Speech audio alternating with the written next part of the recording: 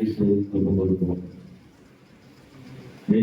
சொல்லுகிறது நம்மை நாம் நிதானித்து அறிந்து நாம் மதித்து ஜீவன் கிடைக்கிறது, மிகுந்த சமாதானத்தை தருகிறது. உடன்படிக்கை ரத்தம் சகல பாவங்களை நீக்கி நம்ம ரட்சித்த அந்த தெய்வத்திற்கு நாம் விசேஷமாக சாட்சியாய் வாழ உடன்படிக்கை ரத்தம் நமக்கு கொடுக்கப்படுது. நம்மை நாம் நிதானித்து பங்கு பெறுவோம். நாம் நிதானிக்கும் தெய்வ சமூகத்தில் கடந்து வந்திருக்கிறோம்.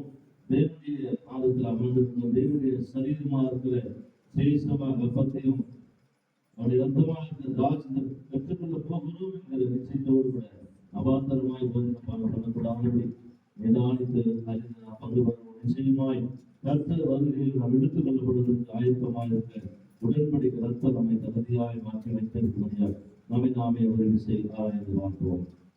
உங்களை அதிகமாக நேசிக்கிற நிலப்பினாமே இந்த நாளுக்கான சபத்தில் வருகிறோம். இந்த நாளில் முடிக்கை ஞானஸ்தானம் பெற்று இயேசுவை தெய்வமாக ஏற்றுக்கொண்டு திருச்சபையிலே அங்கத்தவர்களாய் மாறி இந்த நாளில் மறுநாள் படித்து நம்முடைய பிள்ளைகள் ஒவ்வொருவரையும் நீர் ஆசீர்வதி அவர்கள் பங்கு பெறுகிற உங்களுடைய உடன்படிக்கை ரத்தம் அவருடைய வாழ்க்கையை மாற்றத்தை ஜெயத்தை விடுதலை அற்புதம் நடக்கட்டும்.